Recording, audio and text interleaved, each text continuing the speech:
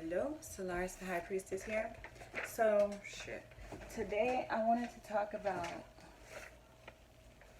Stranger Things. So, I have liked this series since it first came out. And like I said on my Instagram, since I was having bad anxiety for these past couple of days, I got to binge watch Stranger Things. And there was a couple of things that really stood out to me. And it was also, I don't want to leave this person out. It's a lady named Offset something on YouTube that I follow who really helped me to look at shows and movies in a multi-dimensional way.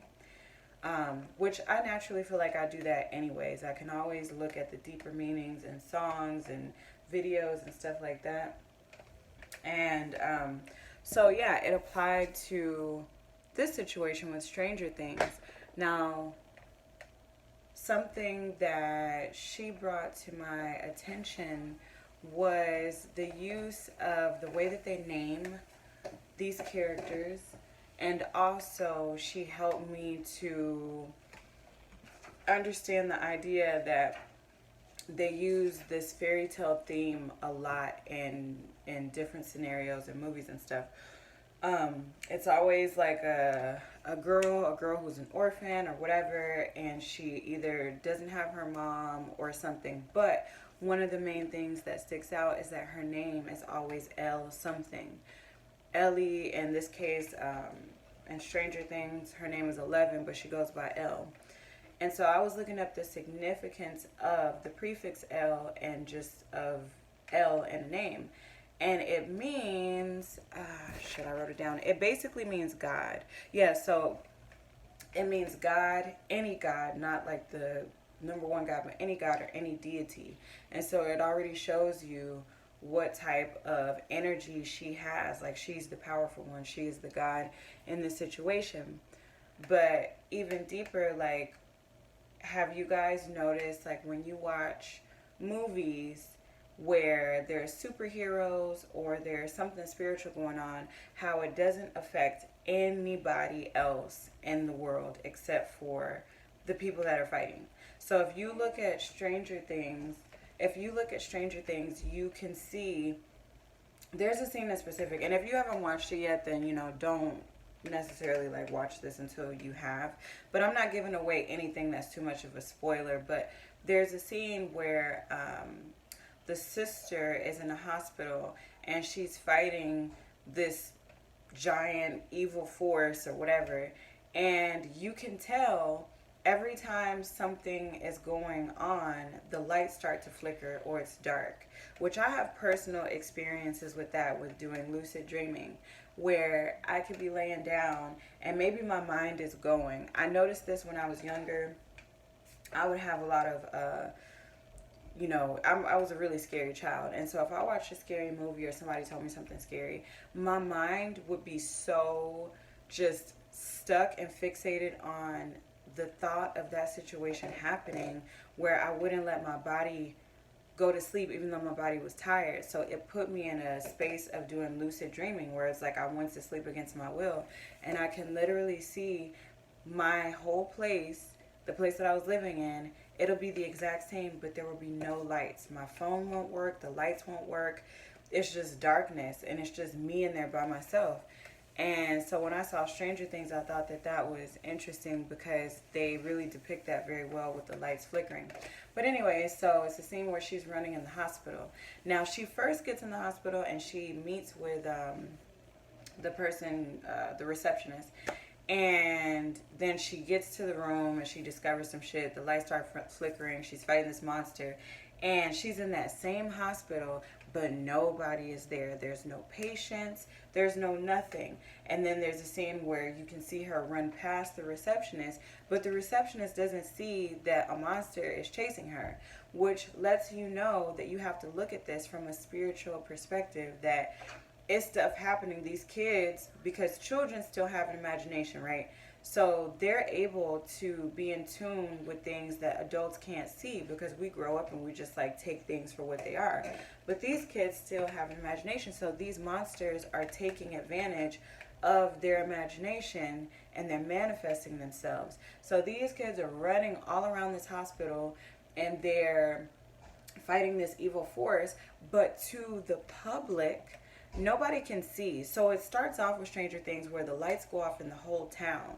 Now, they think that it's just something with like a power plant or like something random, but nobody knows that it's a whole spiritual thing that they're trying to open a portal, which made me think, furthermore, in our reality, when crazy shit goes on here, we're so used to, you know, the news telling us like, oh no, there's a reasonable explanation for everything. Like, I don't know if you guys paid attention to a couple of years back in California, there was like this big ass blue orb or spaceship that people can see go into the sky.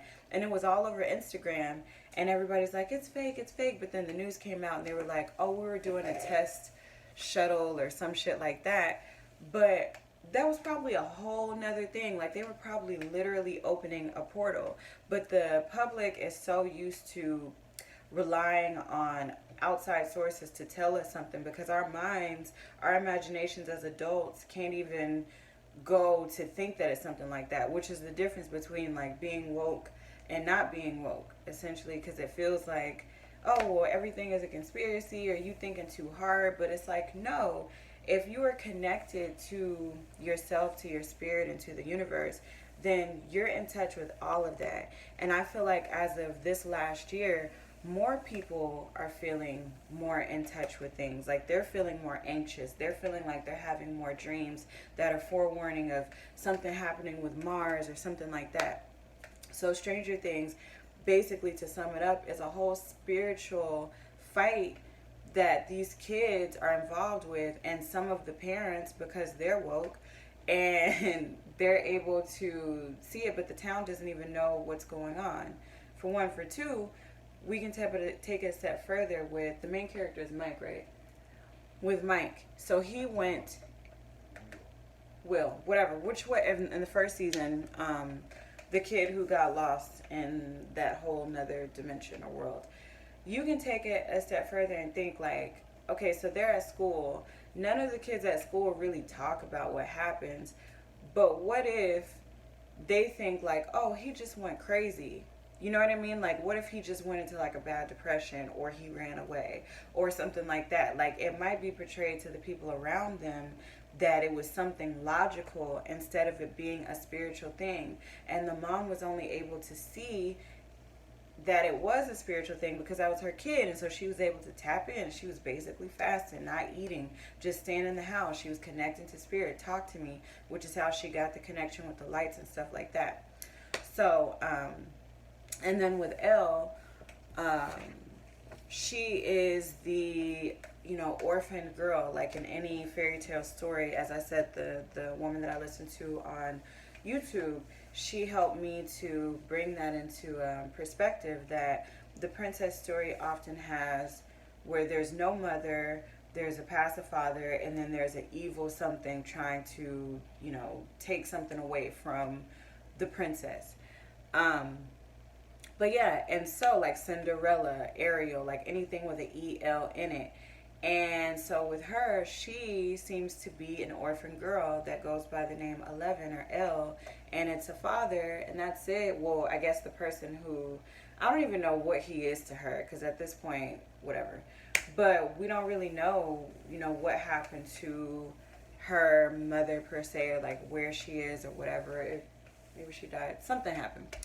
But still, she is basically like a god. She has a power over other people. She's higher. It's like she's an elite or something like that. And so she is the forcer to be able to get in between different dimensions. So we can just see what's happening now.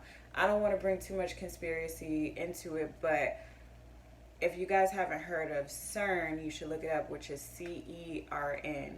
And literally it shows this machine, which looks very similar to the machine that is in Stranger Things, and it's about opening up portals. It's about the God particle.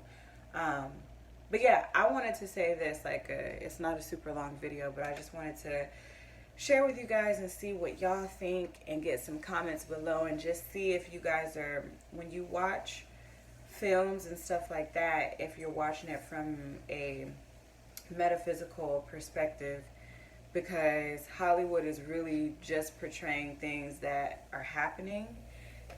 They definitely give us messages, and they're showing us where we're going, what direction we're going into.